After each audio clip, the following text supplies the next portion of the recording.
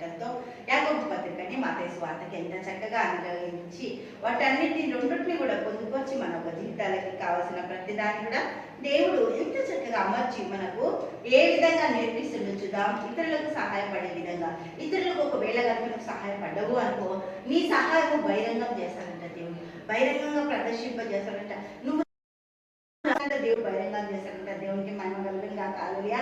యాకోబు రాసిన పత్రిక 2వ అధ్యాయము 14వ వచనం చూద్దాం.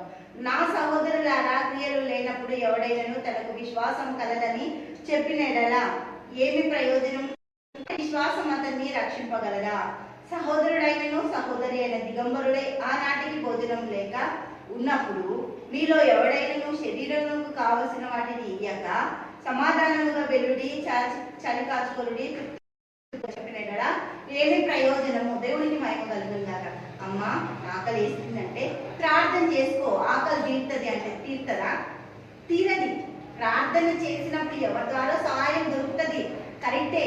కానీ వాళ్ళు వచ్చి నిన్ను ఆశ్రయించినప్పుడు వాళ్ళ కడుపుకు కావాల్సింది నువ్వు సిద్ధపరచాలి. అమ్మా అయ్యా చలి వేస్తుంది, పడుకోవడానికి నా దగ్గర ఏమీ లేదు అంటే చలి కాచుకో అంటే చలి ఎంతసేపు కాచుకుంటాం మనము? మంట ఉన్నంతసేపు కాచుకుంటాం. మంట ఆరిపోతే వాళ్ళకి కావాల్సిన మంచి బెడ్షీటో లేకపోతే ఒక దుప్పటో లేకపోతే వాళ్ళకి కావాల్సిన సౌకర్యాలని సిద్ధపరిచినప్పుడు దేవుడు పరలోకంలో నుంచి చూసి నువ్వు రహస్యంగా చేస్తున్న దాన్ని బహిరంగం చేస్తాడంట.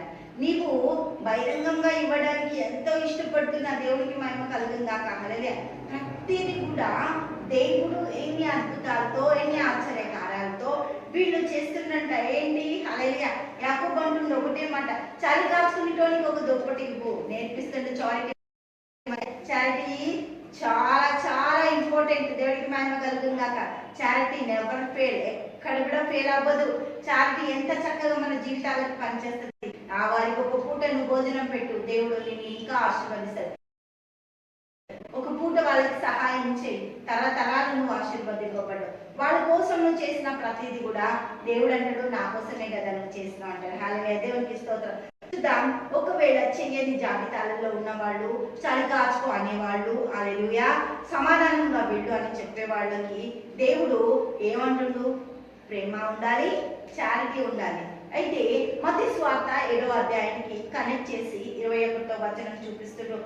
ప్రభువా ప్రభువా అని నన్ను పిలుచుచు ప్రతివాడును పరలోక రాజ్యంలో ప్రవేశింపడు గాని పరలోకమందున్న నా తండ్రి చిత్తమున ప్రాకారం చేయువాడే ప్రవేశించును. ఆ దినమందు అనేకులు నన్ను చూచి ప్రభువా ప్రభువా మేము నీ నామమున ప్రవచింపలేదా? నీ నామమున దయ్యములను వెలగొట్టలేదా? నీ నామమున అనేకమైన అద్భుతములు చేయలేదా అని చెప్పుదురు. అప్పుడు నేను మిమ్మల్ని ఎరగనంట. ఎందుకు? నేను వచ్చిన చలి కాచుకుంటున్నా అని, కానీ నువ్వు దుప్పటి ఇవ్వలేదు. ఆకలి వేస్తున్నాను వచ్చా, కానీ అన్నం పెట్టలేదు. నేను వచ్చి పరీక్షించినప్పుడు పరీక్షలో ఫెయిల్ అయితే మీరెవరో కూడా నాకు తెలియదని నేను డిక్లేర్ చేస్తా.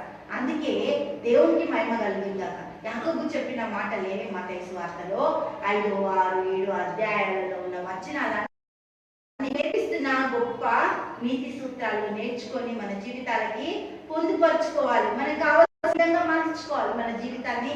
కావాల్సిన దేవుని యొక్క సహకారంలో మన జీవితాలు గడపాలి. ఆయన కృపలో మనం భద్రపరచబడాలి. దేవునికి మహిమ కలుగునుగాక. హల్లెలూయా. తండ్రి యేసయ్యానికి వందన స్తోత్రాలు. గొప్ప అద్భుతంగా ఆశ్చర్యకరం నీకే స్తుతులు స్తోత్రాలు చేసిన ప్రతి కుటుంబం దీవించాల్సిన సహాయత కావాల్సిన కుటుంబాలుగా ఎవరైతే నా తండ్రి నీ బిడ్డల దగ్గరకు వస్తారో వాళ్ళు సహాయం చేసే చేతులుగా, తండ్రి వారికి ఆదిత్యమిచ్చే చేతులుగా, వారికి నాయన ప్రోత్సహించే మాటలు చెప్పే మాటలుగా నీ బిడ్డల జీవితాల కుటుంబాలు కట్టండి, దీవించండి, ఆశ్రయించండి. యేసు నామమున ప్రార్థిస్తున్నాము తండ్రి. ఆమేన్ ఆమేన్.